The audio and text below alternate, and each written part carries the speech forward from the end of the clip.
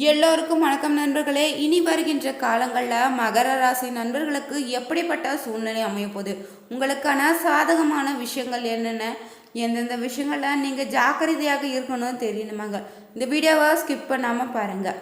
மகர ராசிக்காரர்கள் பொறுத்தவரை நீங்கள் சனிக்கிழமைகளில் பெருமாள் கோவிலில் வழிபடுவதும் சிறப்பான பலன்களை ஏற்படுத்துங்க. அதே போல் ஆண்டுக்கு ஒரு முறையாவது திருப்பதி திருமலை வெங்கடேசலபதி பெருமானை வணங்கி வருவதோ சிறப்பான பலன்களை ஏற்படுத்துங்க. முருகப்பெருமானை நீங்கள் வழிபட்டு வருவதால் உங்களுக்கு இருக்கக்கூடிய இல்லற வாழ்க்கைன்னு பூர்வீக சொத்து நிலம் போன்ற விஷயங்களை பல நன்மைகளை ஏற்படுத்தி தருங்க. மகர ராசி என்பர்களே, மகர ராசியை பொறுத்த வரைக்கும் வெற்றிக்கான நேரம் அப்படின்னே சொல்லலாம். வெற்றிக்கான நேரம் அப்படின்னு சொல்கிறத விட இந்த மகர ராசிக்காரர்களுடைய குணாதிசயத்தை ஃபஸ்ட் நான் சொல்லிடுறேன். இந்த மகர ராசிக்காரர்கள் எந்த ஒரு விஷயத்தையுமே ஒரு பிளான் பண்ணி பண்ணுவாங்க. எந்த ஒரு விஷயம் பண்ணாலும் அதில் ஏதாவது ஒரு பேக்கப் கண்டிப்பாக இவங்களுக்கு இருக்கணும் அப்படின்னு நினைப்பாங்க. இவங்களோட சேவிங்ஸாக இருக்கட்டும், இவங்க வாங்கக்கூடிய கடன்களாக இருக்கட்டும், இவங்க வாங்கக்கூடிய நிலங்களாக இருக்கட்டும், இவங்க செய்யக்கூடிய தொழில்களாக இருக்கட்டும், எதுக்குமே ஒரு பேக்கப் இருக்கணும். அடுத்த மாதம் நம்ம என்ன பண்ண போகிறோம், லைஃப் ஃபுல்லாக என்ன பண்ண போகிறோம் அப்படின்னு முன்னாடியே ப்ரீ பிளானோடு இருப்பாங்க.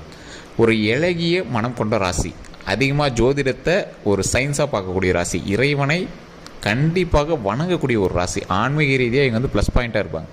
அதே மாதிரி அவங்களுடைய குடும்பத்துக்கு இவங்களால தான் வளர்ச்சி, குடும்பத்தை நல்லா பார்த்துக்கக்கூடிய ஒரு முக்கியமான ராசி.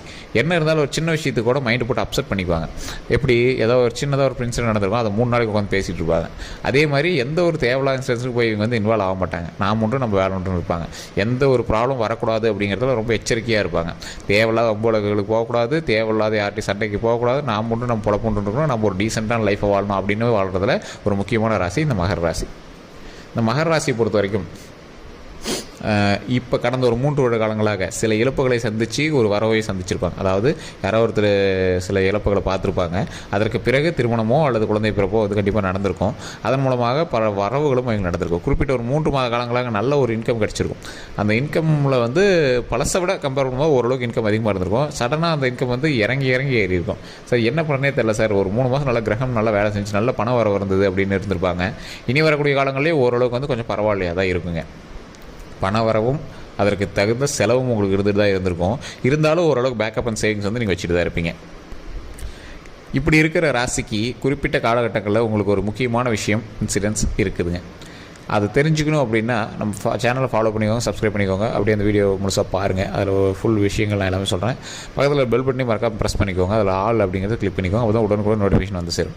அதே மாதிரி இது வந்து இப்போ நம்ம தனிப்படையான ஜோதிடத்தை வந்து நம்ம சொல்கிறது கிடையாது. இப்போ இதில் ஃபுல்லாக வந்து ராசியோட பலன்களை தான் சொல்கிறோம். நீங்கள் தனிப்படையாக பார்க்கணும் அப்படின்னா கீழே வந்து கான்டாக்ட் நம்பர் டீட்டெயில்ஸ் கொடுத்துருக்கேன். ஸ்க்ரீனில் FBயில் ஓடிட்டுருக்கோம், யூடியூப்பில் பார்த்துருக்கீங்க அப்படின்னா டிஸ்கிரிப்ஷனில் இருக்கும். கண்டிப்பாக அந்த நம்பருக்கு ஃபோன் பண்ணுங்கள். உங்களுடைய ப்ராப்ளம் எதுவாக இருந்தாலும் நம்ம வந்து சால்வ் பண்ணி தரோம். இது பிரபலமான சில ஜோதிடர்களே வந்து கன்சல்ட் பண்ணிட்டு தான் இருக்காங்க. அதே மாதிரி அரசியல் பிரமுகர்களும் ஆக்ட்ரஸுமே இந்த ஜோதிடர்கிட்ட அவங்களுடைய பிரச்சனைகள் எல்லாமே சொல்லி சீக்கிரட்டாக அதோட ப்ராப்ளம் எல்லாமே சால்வ் பண்ணிட்டு தான் இருக்காங்க. உங்களுக்கு வேணும் அப்படின்னா நீங்கள் ஃபோன் பண்ணி உங்களுடைய ப்ராப்ளமை சால்வ் பண்ணிக்கலாம்.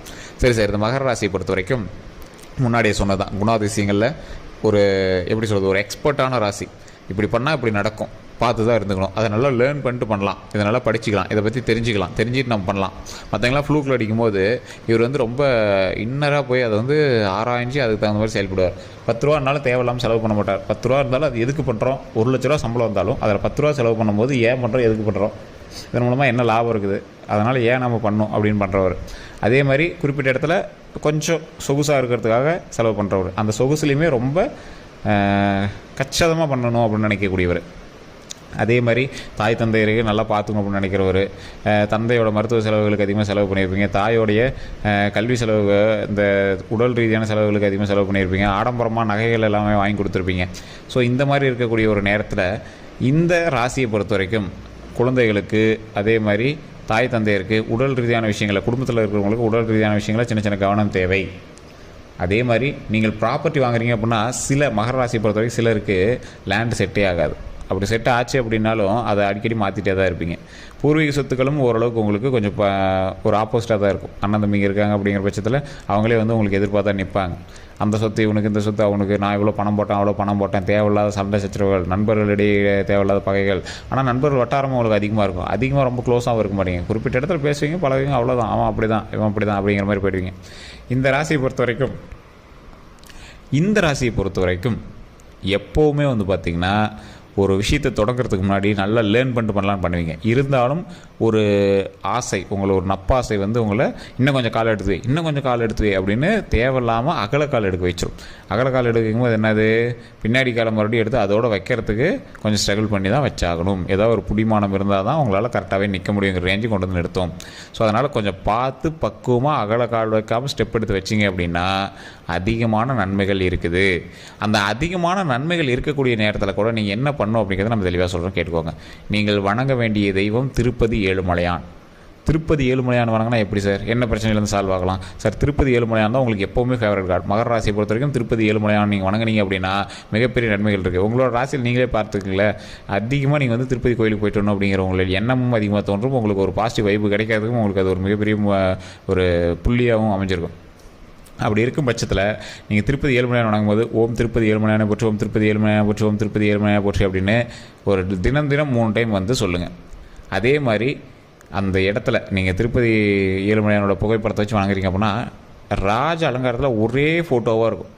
அந்த மாதிரி ஒரு புகைப்படத்தை வாங்கி நீங்கள் வச்சு வணங்குங்க. அப்படி வணங்கும் போது 11 முறை நீங்கள் வந்து சொல்லுங்கள். திருப்பதி ஏழுமலையானுடைய புகைப்படத்தை பார்த்து வணங்கும் போது 11 முறையும், நீங்கள் ஃப்ரீயாக இருக்கும்போது 3 டைமும் சொன்னீங்க அப்படின்னாவே உங்களுக்கு மிகப்பெரிய நன்மை கிடைக்கும்.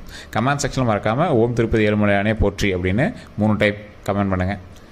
இது ஏன் சார் இதை தினம் சொல்லணும், அதனால் என்ன பலன், என்ன கிடைக்க போகுது, அது என்ன மந்திரமும் கிடையாது, சாமி பேர் தானே. ஓம் அப்படிங்கிறது பிரபஞ்ச வார்த்தை. உலகம் தோன்றும் போது ஓம் என்று ஒளியோடு உருவானது அப்படிங்கிறது நார்மலான ஒரு பஞ்சாங்க ரீதியான ஒரு உண்மை. The world starts with the word home அப்படிங்கிறது பிக் பேங் தியரி. அதாவது 2 சொல்லக்கூடிய ஒரே விஷயம் ஓம் அப்படிங்கிற ஒரு வார்த்தை தான். இந்த வார்த்தையை சொல்லி திருப்பதி ஏழுமலையானுடைய பெயரை சொல்லி போற்றி அப்படின்னு அவர்கிட்ட வணங்கிட்டு அதற்கு பிறகு நமக்கு என்ன தேவையோ அதை வணங்கும் போது அது ஆட்டோமேட்டிக்காக கடவுள் வந்து பிரபஞ்சத்தோடு இணைச்சி அதற்கான எனர்ஜியை நம்ம கொடுப்பாரு. நம்ம செய்யக்கூடிய விஷயங்கள் ஒரே நேர்கோட்டில் நம்ம நடக்கும்போது, அதாவது எனக்கு இதுதான் வேணும் அப்படின்னு நம்ம நடக்கும்போது கண்டிப்பாக நம்ம நினச்சதை நடத்தி கொடுப்பார். அதாவது attraction of law of attraction சொல்லுவாங்க பார்த்தீங்களா, அந்த மாதிரி அதை நடத்துவதற்கு சரியான எனர்ஜியும் சரியான வழி நடத்தையும் கொடுக்கறதுக்கு இறை வழிபாடு கண்டிப்பாக தேவைன்னு சொல்கிறது இதுக்கு தான். அந்த ஓம் அப்படிங்கிற வார்த்தை தான் எல்லா வார்த்தையிலையும் அமைஞ்சிரும். ஸோ சிங்க்ரோனைஸ் பண்ணி பார்க்கும்போது 7 ஹெட்ஸு. அது மட்டும் இல்லாமல் அந்த ஓம் அப்படிங்கிற பிரபஞ்ச வார்த்தை ஈர்ப்புடைய வார்த்தை. எல்லா இடத்துலையும் ஓம், எல்லா இடத்துலையும் ஓம். கிறிஸ்துவர்கள் ஆமேன் அப்படின்னு சொல்கிறாங்க, அது சிங்க்ரோனைஸ் பண்ணால் ஹோம்னு வருது. ஸோ எல்லா இடத்துலையும் ஓம். ஸோ அந்த ஓம் அப்படிங்கிற வார்த்தைக்கு அவ்வளோ பிரபலமான அவ்வளோ ஒரு பாசிட்டிவ் வைப் இருக்குது. அதை நீங்கள் சொல்லி பாருங்கள், கண்டிப்பாக உங்களுக்கே தெரியும். அதே மாதிரி இந்த ராசியை பொறுத்த வரைக்கும் தயிர் சாதம் அன்னதானமாக கொடுங்க. ஒரு 10 பேர் 15 பேருக்கு முடிஞ்சால் மாதத்தில் ஒரு டைம் நீங்கள் வீட்லேயே குக்கரில் சாப்பாடு வச்சு தயிரை மிக்ஸ் பண்ணி ஒரு 10-15 பேர் சின்னதாக ஒரு கப்பில் ஒரு பாக்கு மட்டையிலையோ இல்லை ஏதோ ஒரு இலையிலையோ கொஞ்சம் கட் பண்ணி அவங்க சாப்பிட்ற இடத்துல கோயில்லையோ இல்லை ஏதாவது ஒரு இடத்துல உட்காந்துருக்காங்க, வயசானவங்க உட்காந்துருக்காங்கன்னா அந்த இடத்துல ஒரு 10 பேர்த்துக்கு சாப்பாடு கொடுங்க. சார் ஒரு பொட்டலமாக வாங்கி தர முடியல, சின்னதாக ஒரு தட்டத்தில் ஒரு பிளாஸ்டிக் பேப்பரில், சரி பிளாஸ்டிக்னு சொல்கிறேன் பாருங்கள், இலையில் ஏதோ ஒரு இடத்துல ஒரு 10 பேர்த்துக்கு கொஞ்சம் ஒரு கரண்டியில் வலிச்சு கூட கொடுங்க. அது ரொம்ப நல்லதுங்க. உங்களோட கையால் தயிர் சாதம் வாங்கி ஒருத்தர் சாப்பிட்றாங்க அப்படின்னா இன்றைக்கி உங்களுடைய ப்ராப்ளம் சால்வ் அப்படின்னு அர்த்தம். மாதத்தில் ஒரு டைமாவது கொடுங்க. அதோடைய பலன் நீங்கள் அடுத்த வீடியோ பார்க்கும்போது உங்களுக்கே தெரிஞ்சிருக்கும். நீங்களே கமெண்ட் செக்ஷனில் வந்து சொல்லுவீங்க, சார் ஆமாம் சார் ஒரு தயிர் சாதத்துக்கு இவ்வளோ வேல்யூ இருக்குன்னு எனக்கு தெரியாமல் போச்சு அப்படின்னு நீங்களே சொல்லுவீங்க. அதே மாதிரி கையில் எப்போவுமே ஒரு எலுமிச்சம்பழம் வச்சுருங்க. அந்த எலுமிச்சம்பழம் உங்களுடைய குலதெய்வ கோயிலேருந்து எடுத்துகிட்டு வந்த ஒரு பழமாக இருக்கணும். ஏன்னா உங்களுக்கு கந்திஷ்டிகளும் அதிகமாக இருக்குது, அது உங்களுக்கே தெரியவும் இருக்குது. நீங்கள் உங்களுடைய வளர்ச்சி ஓரளவுக்கு வளர்ந்துட்டு வர உங்களுடைய கந்திஷ்டிகளும் அதிகமாகிட்டுருக்கு. ஸோ அதற்கு தகுந்தாறு கூட உங்களோட கந்திஷ்டிலேருந்து நீங்கள் வெளியே வரணும். உங்களுடைய குலதெய்வத்தினுடைய எலுமிச்சை பழத்தை வாங்கி உங்கள் பக்கத்தில் வச்சுக்கோங்க. வாகன ரீதியான விஷயங்களை ரொம்ப கவனம் தேவை. அடுத்த லேண்டு வாங்கலாம் அப்படின்னு நீங்கள் வந்து ஸ்டெப் எடுத்துகிட்டு இருப்பீங்க. பழைய லேண்டு மாற்றிட்டு இந்த லேண்டு வாங்கலாம் அப்படின்னு கொஞ்சம் கடன் வாங்கியாவது வாங்கிக்கலாம் அப்படின்னு ஸ்டெப் எடுத்துகிட்டு இருப்பீங்க. தூரத்தில் தான் வாங்குவீங்க, பக்கத்தில் வந்து நீங்கள் எதுவும் வாங்க மாட்டீங்க. பூர்வீக சொத்துக்கள் இருக்கக்கூடிய இடத்துல உங்களுக்கு செட் ஆகாது அப்படிங்கிறதுனால தூரத்தில் தான் வாங்கலாம் அப்படின்னு செட் பண்ணிட்டு இருப்பீங்க. அதற்கு தகுந்தாறு போல் நீங்கள் வந்து ஸ்டெப் எடுத்துகிட்டு இருக்கீங்க அப்படின்னா அதற்கான பாசிட்டிவான நேரம் இது அமையுது அப்படின்னு சொல்லலாம். ஸோ இனி வரக்கூடிய காலங்கள் ஓரளவுக்கு வளர்ச்சிக்கான நேரம் தான். நீங்கள் கவலையெல்லாம் படவே தேவையில்லை. ஏன்னா உங்களை கிரக மாற்றத்தினால உங்களுக்கு நன்மை தரக்கூடிய ஒரு கிரக மாற்றமாக தான் அமைஞ்சிருக்கிறதுனால நீங்கள் யாருக்கும் பயத்துக்கும் தேவையில்லை. நீங்கள் ஸ்டெப் எடுக்கும்போது கொஞ்சம் பார்த்து கவனமாக ஸ்டெப் எடுத்தீங்க அப்படின்னாவே போதுமானதாக இருக்குது. டாக்குமெண்ட் ரீதியான விஷயங்கள் ரொம்ப கவனம் தேவை. அப்ரூவலாக இருக்குது அப்படி இப்படின்னு பார்த்துட்டு பண்ணுங்கள். தேவையில்லாத கமிஷன்ஸில் மாட்டிக்காதீங்க. அது இதுன்னு சொல்லி ஏதாவது பணத்தை வாங்கி லாக் பண்ணி விட்டு போகிறாங்க, அதை கொஞ்சம் தெளிவாக பார்த்துக்கோங்க. அதே மாதிரி முன்னெச்சரிக்கையாக எல்லா விஷயத்தையும் பார்க்கக்கூடிய நீங்கள் குறிப்பிட்ட இடங்களில் கொஞ்சம் சர்க்கிள்களை சந்திக்கிறதுக்கான நேரம் இருக்குது. அதாவது தேவையில்லாமல் இதை பார்க்கவே இல்லை அப்படின்னு சின்ன சர்க்கிள்கள் தான் இருக்கும். அதெல்லாம் நீங்கள் சமாளிச்சிக்கலாம். இருந்தாலும் அந்த இடத்துலையும் கொஞ்சம் கவனமாக இருந்திருந்தோம்னா பரவாயில்லையே அப்படின்னு நீங்கள் வந்து யோசிக்க வேண்டிய நேரம். ஸோ அதனால் கொஞ்சம் பார்த்து கவனமாக எல்லாத்தையும் செயல்படுங்க. அதே மாதிரி இந்த ராசியினரை பொறுத்த வரைக்கும் பெண்கள் ரீதியான விஷயத்தில் ரொம்ப கவனமாக இருங்க. கெட்ட பேர் வராமல் இருக்கிறதுக்கு கொஞ்சம் பார்த்து பண்ணீங்க அப்படின்னா இதுக்கு மேலே எந்த ஒரு ப்ராப்ளமும் கிடையாதுங்க. தொழில் செய்கிறீங்க அப்படின்னா வளர்ச்சிக்கான நேரம் தான், இருந்தாலும் சின்ன சின்ன ஏற்ற இறக்கங்கள் சந்திக்கக்கூடிய ஒரு குறிப்பிட்ட காலகட்டமில் நீங்கள் சின்ன சின்ன ஏற்ற இறக்கங்கள் சந்தித்து தான் ஆகணும். நீங்கள் ரெகுலராக பண்ணிட்டு இருக்கிற தொழில் எப்பவும் போல் பண்ண ஆரம்பிங்க. அதில் நிறைய வருமானமும் அதிக நற்பெயர்களும் உண்டாகிறதுக்கான அதிக வாய்ப்புகளும் இருக்குதுங்க. ஸோ இதான் நான் முக்கியமாக சொல்லணும் அப்படிங்கிறது. வேறு எந்த ஒரு கருத்துக்கள் இருந்தாலும் மறக்காம கமெண்ட் செக்ஷனில் பதிவிடுங்க. அந்த ட்விஸ்ட் அண்ட் ஸ்டான்ஸுங்கிறது உங்களுக்கான கந்திஷ்டிகள் மட்டும்தான். அதை நீங்கள் நிவர்த்தி பண்ணிட்டீங்க அப்படின்னாவே போதுமானது. ஸோ அதே மாதிரி நம்ம சேனலை பார்த்துருக்கீங்க அப்படின்னா நீங்கள் கண்டிப்பாக சப்ஸ்கிரைப் பண்ணிவிட்டு பக்கத்தில் பெல் பட்டன் ப்ரெஸ் பண்ணி ஆல் அப்படின்னு கிளிக் பண்ணிக்கோங்க. அதே மாதிரி நம்மளோட சேனல் ஃபேஸ்புக்கில் பார்த்துருக்கீங்க அப்படின்னா ஃபாலோ பண்ணிக்கோங்க. எல்லோருக்கும் நன்றி. இந்த வீடியோ பிடிச்சிருந்தது அப்படின்னா உங்களோட நண்பர்களுக்கு கண்டிப்பாக பகிருங்க. உங்களோட மகர ராசிக்கார நண்பர்கள், கணவனோ மனைவியோ உங்களோட சகோதர சகோதரிகளோ அவங்களுக்கு இருந்தால் கண்டிப்பாக அதை பகிருங்க. இதோட நம்ம சேனல் சப்ஸ்கிரைப் பண்ணாமல் தான் சப்ஸ்கிரைப் பண்ணிட்டு பாருங்கள். வேறு எந்த ஒரு கருத்துக்கள் இருந்தாலும் கமெண்ட் செக்ஷனில் பதிவிட்டு கீழே டீட்டெயில்டாக நம்பர் கொடுத்துருக்கேன். நீங்கள் ஃபோன் பண்ணி உங்களோட ப்ராப்ளம் சொல்லி நீங்கள் சால்வ் பண்ணிக்கலாம். எல்லோருக்கும் நன்றி நண்பர்களே.